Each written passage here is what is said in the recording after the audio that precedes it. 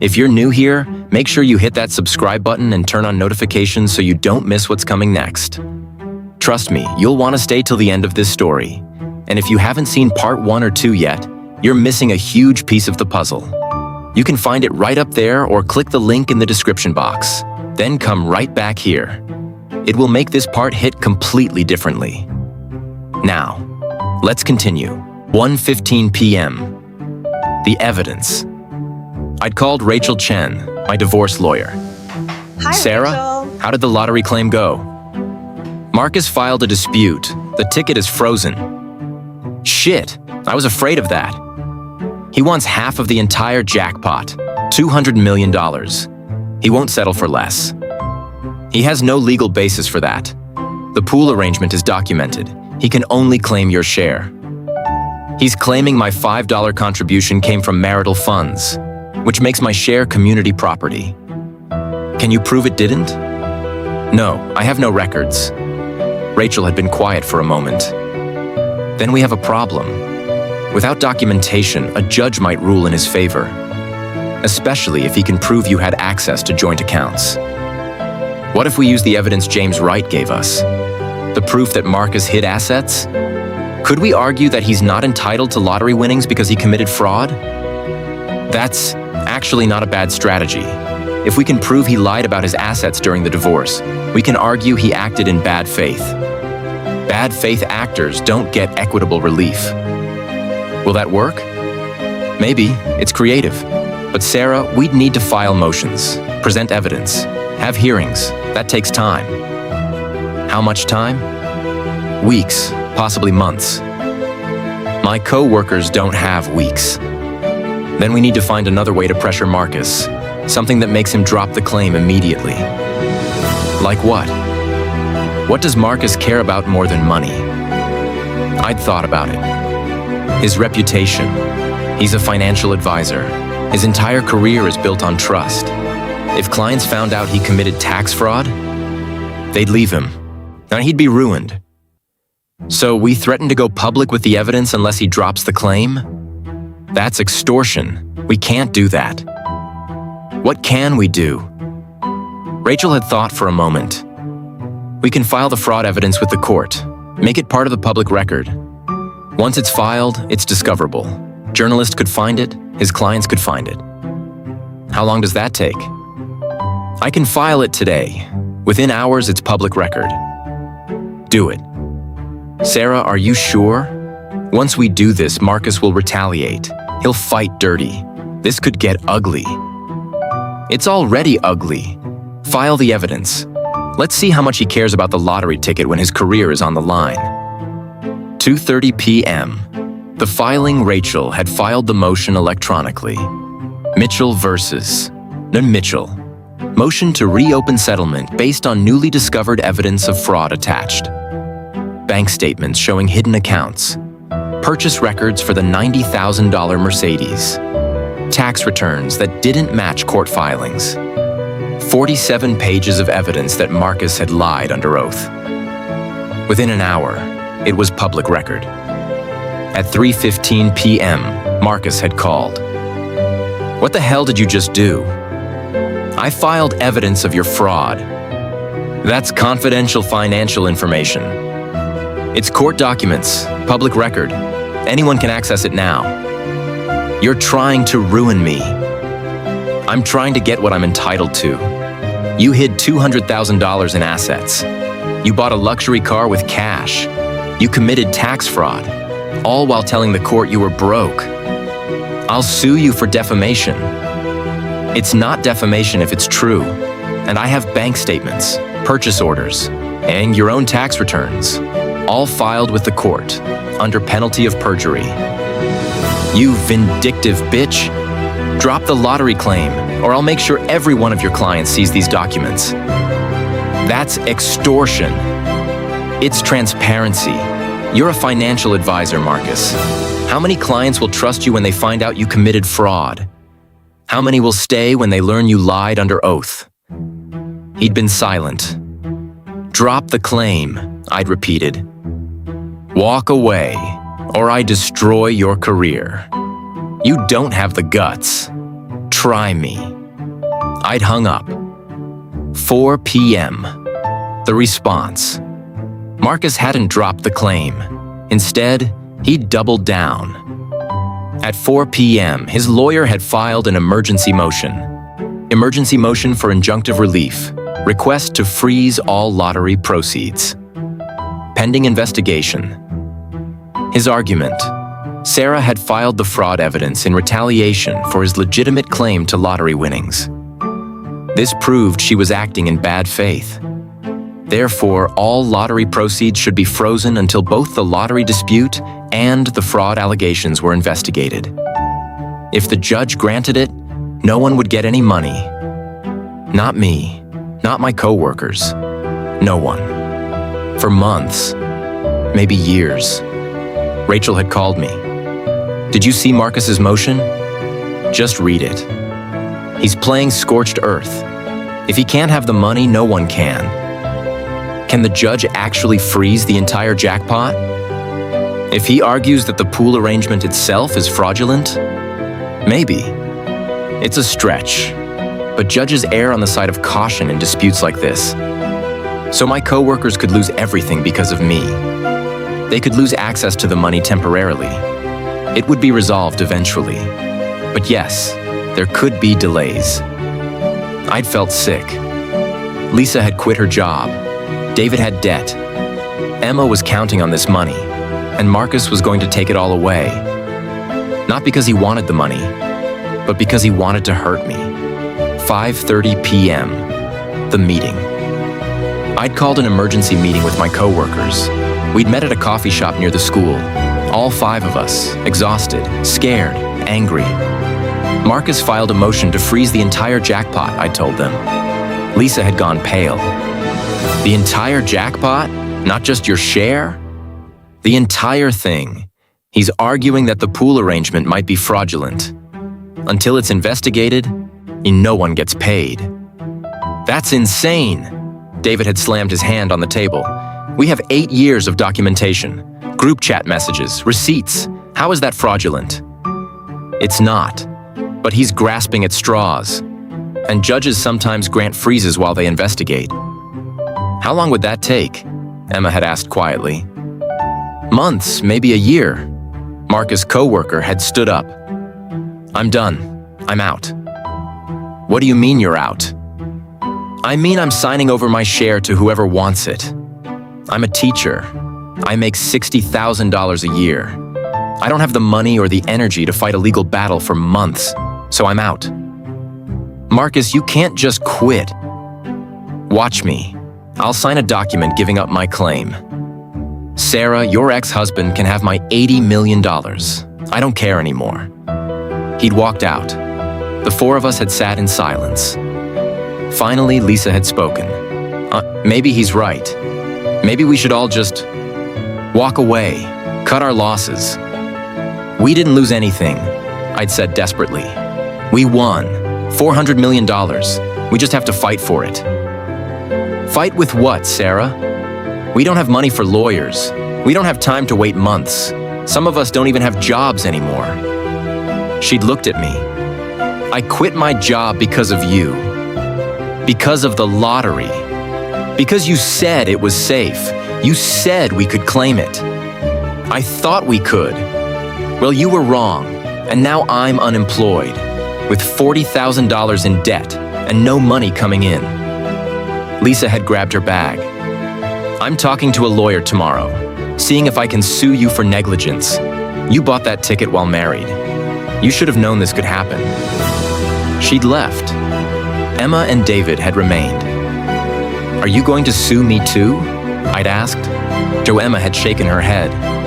No, but Sarah, you need to fix this, fast, because we're all drowning here. I'm trying. Try harder. 8 p.m., the offer I'd gone home. Sat in my tiny studio apartment, stared at the lottery ticket, still in its Ziploc bag, still in my fireproof safe, worth $400 million. And completely worthless while frozen in legal disputes. My phone had rung. Unknown number. I'd answered. Hello? Ms. Mitchell? This is Gerald Hawthorne. I'm an attorney representing Consolidated Investments Group. I don't know what that is. We're a private equity firm. We specialize in purchasing disputed assets. We've been following your lottery case with interest. How do you even know about my case? Court filings are public record. We monitor them for opportunities. What kind of opportunities? We'd like to make you an offer. We'll purchase your share of the lottery ticket. Cash. Today. The ticket is frozen. You can't claim it. We're aware, but we believe the freeze will be lifted eventually. We're willing to take that risk. Why? Because we have resources you don't. Legal teams, time, money. We can fight this for years if necessary. You can't. How much are you offering? $20 million. Cash. Wire transfer within 24 hours. I'd done the math. My share was supposed to be $80 million. After taxes, about $50 million. They were offering me $20 million. Less than half. That's a terrible deal. It's $20 million more than you have now, and you get it immediately. No waiting, no legal fees, no uncertainty. I'd be giving up $30 million. You'd be giving up $30 million in theoretical money that you might never see. In exchange for $20 million guaranteed, today. I need to think about it. You have 12 hours. We need an answer by 8 a.m. tomorrow. If you decline, we withdraw the offer permanently. He'd hung up. I'd sat there, staring at my phone. $20 million. Real money. Guaranteed. Today. Or fight Marcus for months. Maybe years. Maybe lose everything. What would you do? 11 p.m. The discovery I'd been going through the evidence folder James Wright had given me. Bank statements, tax returns, purchase records. And then I'd seen something. A bank statement from March 2020. 5 years ago. A deposit. $32 million. The notation. Lottery commission. Prize distribution. Marcus had won the lottery. 5 years ago. $50 million jackpot. After taxes, $32 million. He'd hidden it from me. Claimed he was broke during our entire marriage, while sitting on $32 million. I'd scrolled through more statements, withdrawals, huge withdrawals, casinos, $500,000, $1 million, $2 million. He'd gambled it, all of it. By 2023, the account was down to $180,000. He'd won $32 million and gambled away $31 million. And he'd hidden all of it from me, while controlling every dollar I earned, while telling me we were broke, while making me beg for permission to spend $30. I'd felt rage unlike anything I'd ever experienced. Marcus had won the lottery 5 years ago, and I'd had no idea. 11:30 p.m., the strategy. I'd called Rachel. Again. She was probably tired of hearing from me. Sarah, it's almost midnight. Marcus won the lottery 5 years ago. Silence. What? March 2020, $50 million jackpot. $32 million after taxes. He deposited it in a secret bank account, never told me, gambled most of it away. There's only $180,000 left. How do you know this? It's in the evidence James Wright gave me. Bank statements, lottery commission deposits, everything. Rachel had been quiet for a long moment. Sarah, this changes everything. How? If Marcus won the lottery during your marriage and hid it from you, you're entitled to half. That's $16 million. Plus, he committed fraud by hiding it during divorce proceedings. We can use this. Use it how? We file an emergency countermotion, expose his lottery win, and argue that he has no right to claim your lottery winnings when he hid his lottery winnings from you. It's textbook bad faith. Will that make him drop his claim? It'll destroy his claim. No judge will award lottery money to someone who hid their own lottery win. The hypocrisy is too obvious. How fast can we file? I can have it drafted tonight. Filed first thing tomorrow morning. Do it. Sarah, there's something else.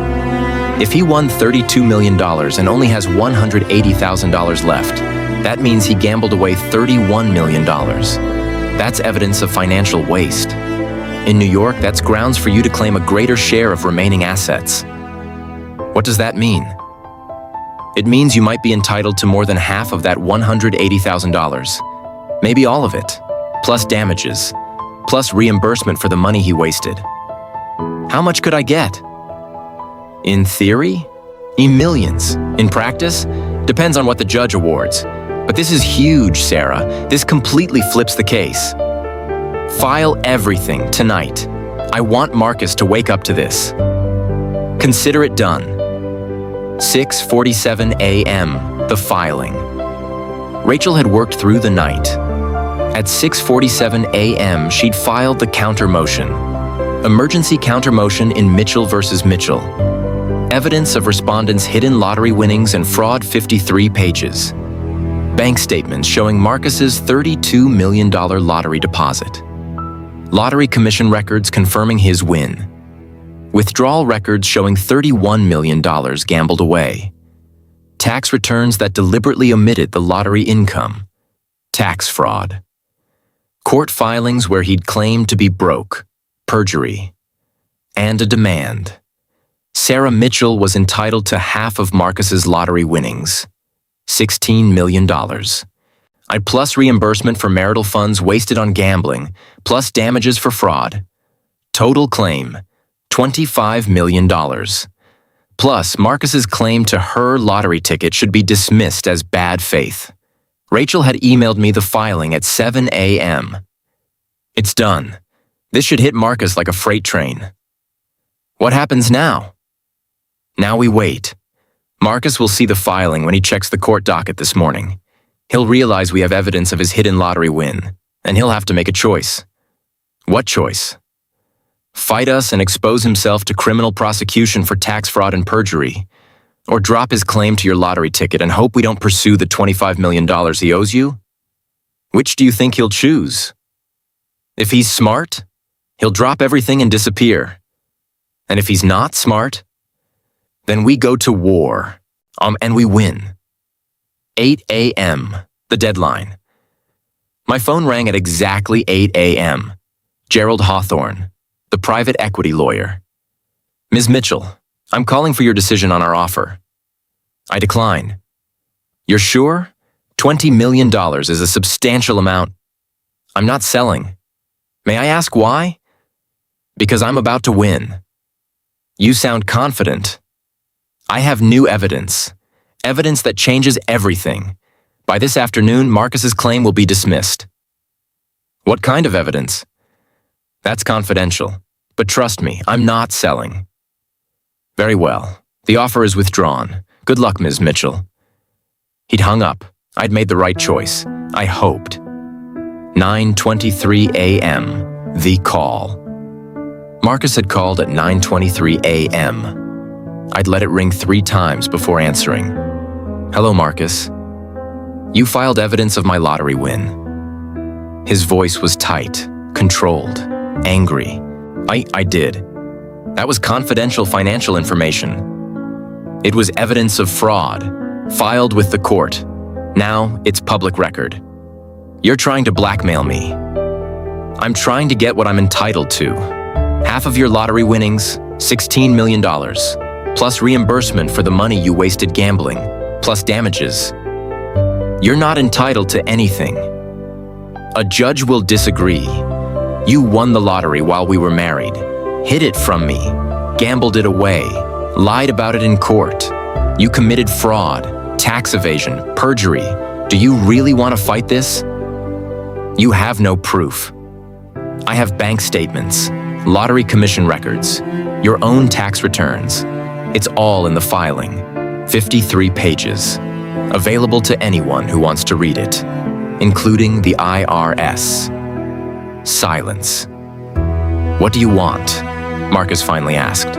I'll drop your claim to my lottery ticket. And you'll drop your claim to my lottery money? No, I'm still entitled to half of what you won. but I'll agree not to pursue criminal charges for tax fraud and perjury. That's not a deal, that's extortion. Call it whatever you want, but here's your choice. Drop your claim to my ticket, pay me what you owe me, and we're done. Or fight me, and I make sure every client you have sees the evidence. I'll contact the IRS, the New York Attorney General, the Financial Industry Regulatory Authority. By the time I'm done, you won't just lose the lottery case. You'll lose your license, your career, your freedom. You wouldn't try me. I've got nothing to lose. You've got everything to lose. So ask yourself, is hurting me worth destroying your entire life? Marcus had been silent for a long time. Hey, I need to talk to my lawyer. You have until noon. After that, I'm filing criminal complaints. I'd hung up. 10:15 a.m., the group chat. I'd texted my coworkers, Sarah. Emergency meeting, 11 a.m., same coffee shop. I have news. Emma. Good news or bad news? Sarah. Good news, really good news. David. We better not be getting our hopes up for nothing. Sarah. Trust me, just be there. 11 a.m., the reveal. All 4 co-workers had shown up. Even Marcus, co-worker, who'd quit yesterday. I'd ordered coffee for everyone. We'd sat at a corner table. What's going on? Lisa had asked, still cold, still angry. Marcus is dropping his claim. They'd all stared at me. What? Emma had whispered. His lawyer called an hour ago. They're filing a withdrawal of the dispute. By this afternoon, the ticket will be unfrozen. How did you make that happen? David had asked. I found evidence that Marcus won the lottery 5 years ago, $50 million. He hid it from me during our entire marriage. When I threatened to expose him, he agreed to drop his claim. He won the lottery? Lisa's eyes had gone wide. And didn't tell you? Not only didn't tell me, he controlled every dollar I earned while sitting on $32 million. Made me beg for permission to buy groceries while he gambled away millions. That's insane, Emma had breathed. It's also fraud, tax evasion, perjury. I have evidence of all of it. He's dropping the claim because the alternative is prison. Marcus' co-worker had leaned back. So we can claim the ticket? We can claim the ticket. When? This afternoon, as soon as his lawyer files the withdrawal. It'll probably around 2 p.m. My co-workers had erupted, hugging, crying, laughing. We're millionaires, David had shouted. We're actually millionaires. Emma had grabbed my hands. Sarah, I'm sorry I doubted you. I'm sorry we all doubted you. It's okay, I get it. This was terrifying. No, it's not okay. We should have trusted you. You've been fighting for us this whole time. Lisa had approached me. Quiet, apologetic. Sarah, I'm sorry. For threatening to sue you, for blaming you. You didn't create this mess. Your ex-husband did. And you fixed it. I almost didn't. I almost sold my share yesterday. What? A private equity firm offered me $20 million for my share. Guaranteed. I almost took it. Why didn't you? Because I refused to let Marcus win, even if it meant risking everything. Well, I thank God you're stubborn. Lisa had hugged me. We're getting our money, all of us, because of you. 1:47 p.m. The withdrawal. Rachel had called at 1:47 p.m. Marcus's lawyer just filed the withdrawal. The dispute is officially dropped. It's over? It's over. You can claim the ticket whenever you want. What about the $16 million he owes me? We're negotiating. His lawyer offered $500,000 to settle everything. That's not even close to half. I know. I told them we want the full $16 million. They said Marcus doesn't have it. He gambled most of it away. So I get nothing? We can pursue the claim, force him to liquidate assets, garnish wages. But Sarah, it'll take years, and he doesn't have $16 million to give. But he has about $180,000 in total assets. So he steals $16 million from me and faces no consequences? He faces professional consequences. I've already filed a complaint with FINRA. His financial advisor license will be revoked. He'll likely face tax fraud charges. And if we pursue the civil case, he'll lose the $180,000 he has left. He won't have anything. Good. Take everything. Are you sure? The legal battle will cost you money too. I don't care. I want him to understand what it feels like to have nothing. Then we'll pursue it. But Sarah, for now, focus on the good news. You won. You're about to collect $80 million. I'd smiled. Actually, about $50 million after taxes. Still life-changing? Still life-changing. 2:30 p.m. The claim. We'd returned to the lottery office. All 5 of us. Together. Auntie Patricia Chen had greeted us at the claims window. Welcome back. I understand the dispute has been resolved? It has, I'd said. We're ready to claim the ticket. She'd smiled. Congratulations. Let me process the paperwork. 15 minutes later, we'd signed the forms. Split. $400 million divided 5 ways. $80 million each. After federal taxes, 37%, and state taxes, 10.9%. Approximately $42 million each. Patricia had handed us each a packet of information. The funds will be transferred to your designated accounts within 72 hours. You'll receive a confirmation email. And congratulations again. This is the largest group lottery win in New York history. We'd walked out of the lottery office in a daze. Standing on 42nd Street, the 5 of us, millionaires. I don't know what to say, Emma had whispered. I'd say thank you to Sarah, David had said.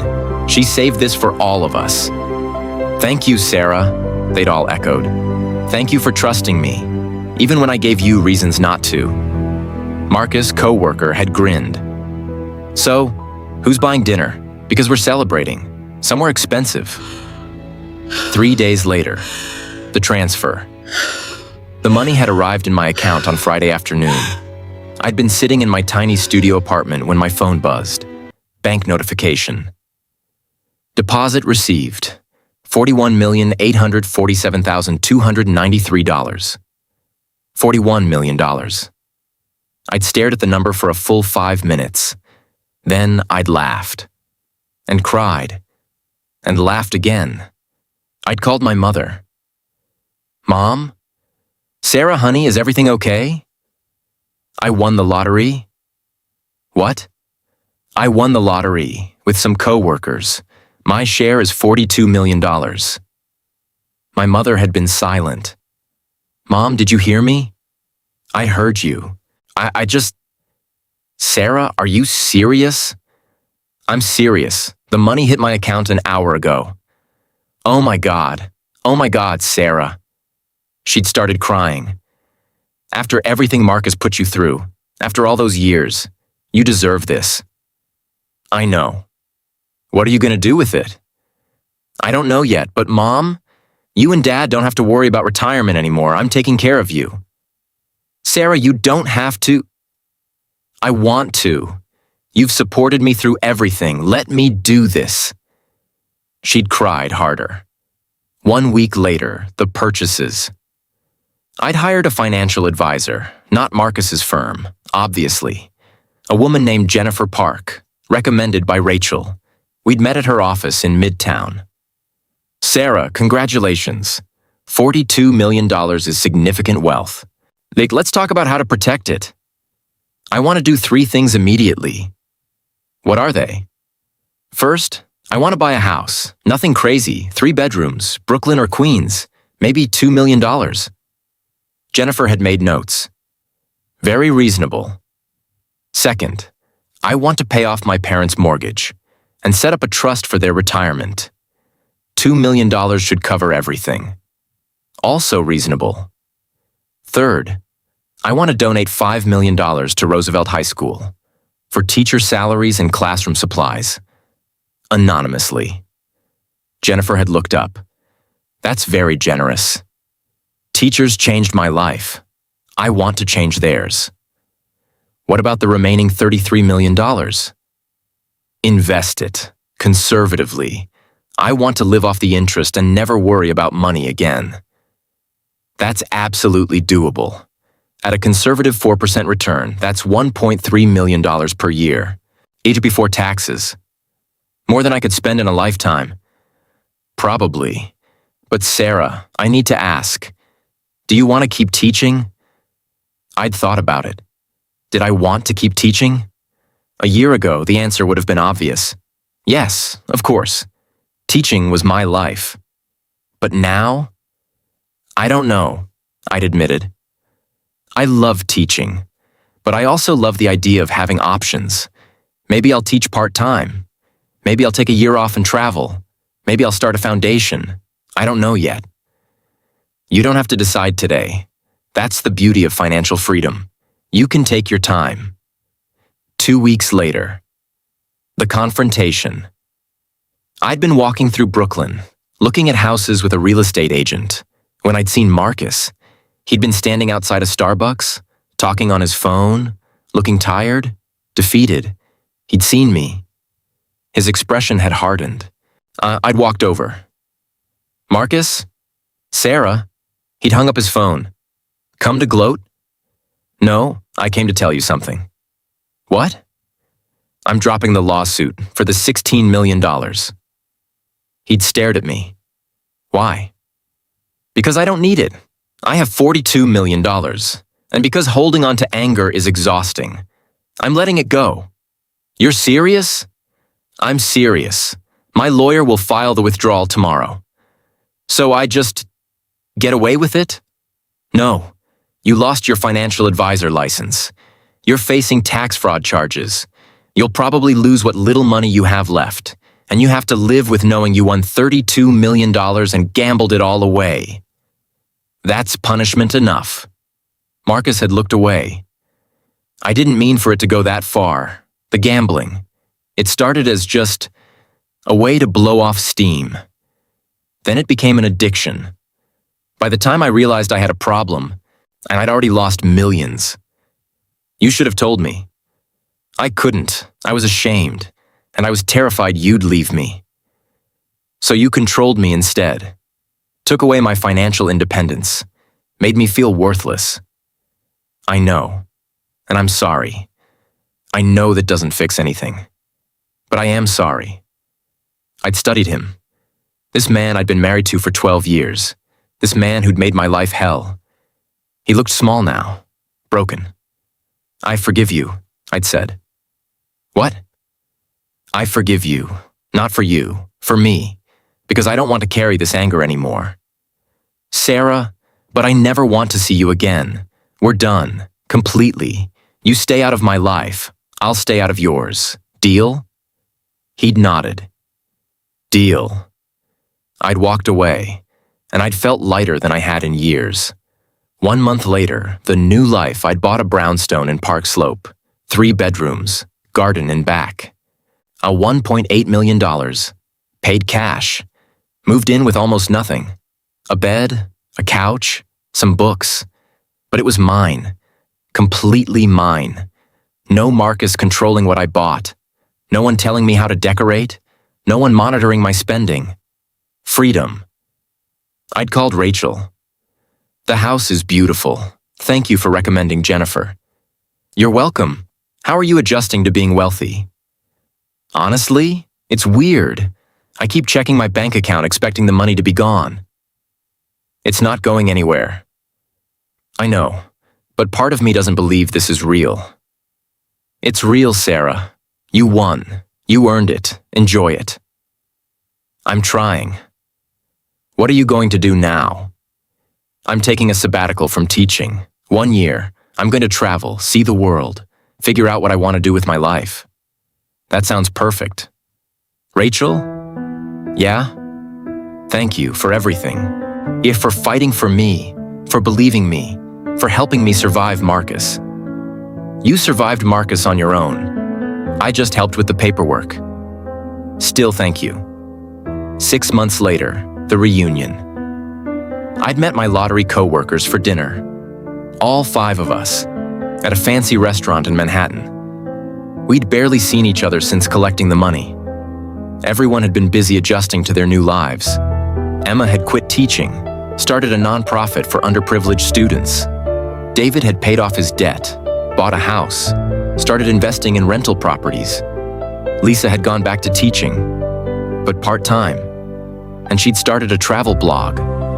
Marcus' co-worker had retired early, moved to Costa Rica, living his best life. And me? I'd traveled to 15 countries, taken cooking classes in Italy, learned Spanish in Argentina, hiked in New Zealand. So, Emma had raised her glass. Should we buy another lottery ticket? We'd all laughed. I think we're good, David had said. Agreed. 1 jackpot is enough for a lifetime. To the luckiest $5 we ever spent, Lisa had said. We'd clinked glasses. To the luckiest $5 we ever spent. 1 year later, I'd been sitting in my brownstone, reading a book, drinking tea, when my phone had buzzed. News alert. Former financial advisor Marcus Mitchell sentenced to 18 months in federal prison for tax fraud. I'd opened the article. Marcus Mitchell, 43, former financial advisor at Goldman Sachs, was sentenced today to 18 months in federal prison and ordered to pay $8.4 million in restitution to the IRS. Mitchell pleaded guilty to failing to report $32 million in lottery winnings on his 2020 tax return and to committing perjury during divorce proceedings. 18 months. Not enough for what he'd done, but something. I'd closed the article, and I'd realized I didn't feel angry or vindicated or even satisfied. I just felt nothing. Marcus was part of my past, and my past was behind me. I'd turned back to my book. Outside, the sun was setting over Park Slope, casting golden light through my windows, in my house, that I'd paid for with my money. Money I'd won with the last $5 I had to my name. People always say the lottery is luck, and maybe it is. But surviving what came after, that was all me. The end. Subscribe so you do not miss on the next story.